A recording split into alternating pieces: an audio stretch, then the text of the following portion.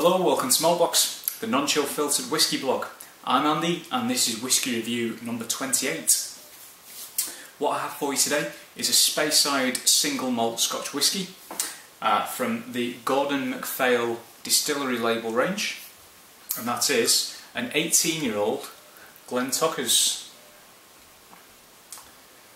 Try and hide behind the camera so it focuses, and then you don't have to see my face for a few seconds. Alright.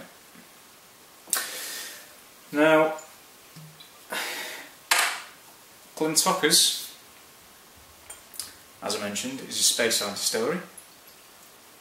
It is owned by Chivas Regal and in turn Pernod Ricard. I will pick it up. Oh, spilled it. It is predominantly used for blend fodder, so the main purpose for that distillery at the moment is basically Chivas are using that to provide malt whisky for their blends such as Chivas Regal. Now, Gordon Macphail, very famous and very popular, quite rightly so, independent bottler.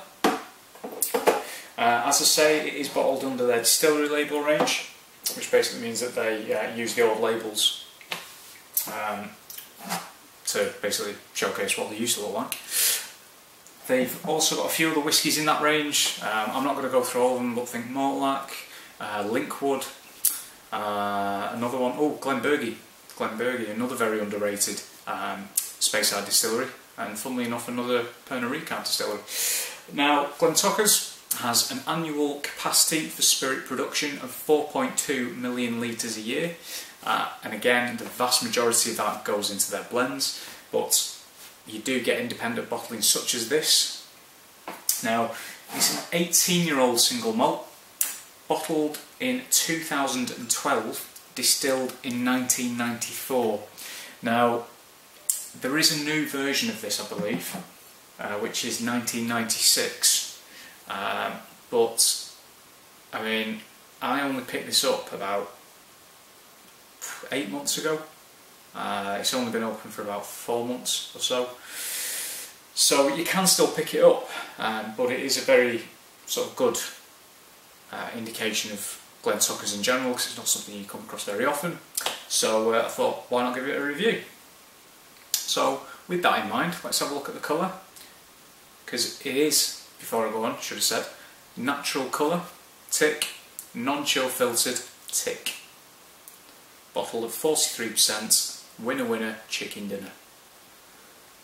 Nice tears on the glass there. Or if you would want to be a bit more upbeat, let's call them legs, nice legs on the glass. Colour, I mean, what should we call it? Let's do one of those ridiculous whisky colour notes. Memories of summer. No.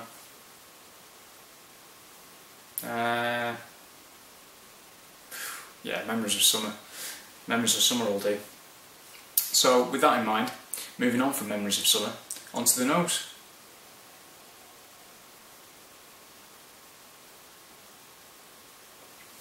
Really nice, strong vanilla flavour in there.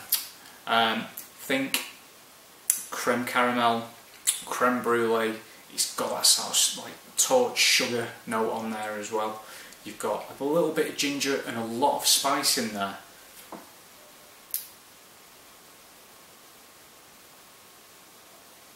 Really spicy. A lot of toffee, going back to that sort of sugary, sweet, boiled sweets kind of note.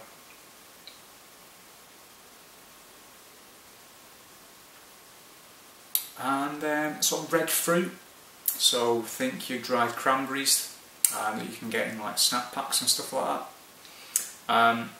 It's a really nice nose, you know, there's nothing more to say, it's really nice, very pleasant. Now, don't hold me to this, but I believe it was matured in a combination of refill sherry, which, you know, might be giving the sort of sweeter notes to that. There is, as I say, a fair bit of spice on the nose as well, which is actually quite surprising. It does take you by surprise, but it suddenly sort of expands. It's really very good. And going back to the vanilla straight away again, little tiny bit of a, sort of like cut grass in there as well, which you generally find in lowland whiskies. So onto the palate, see what it's like.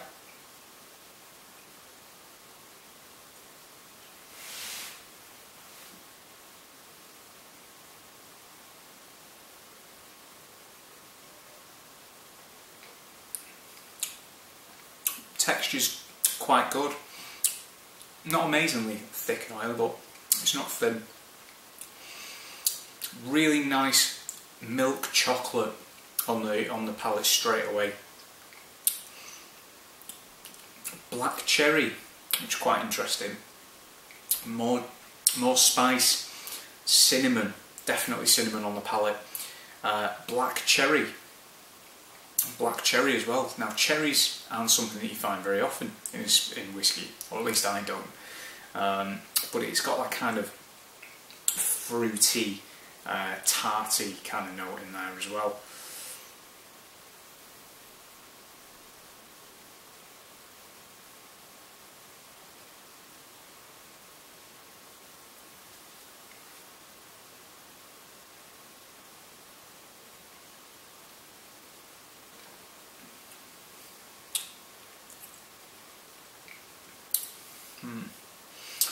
Traditional toffees,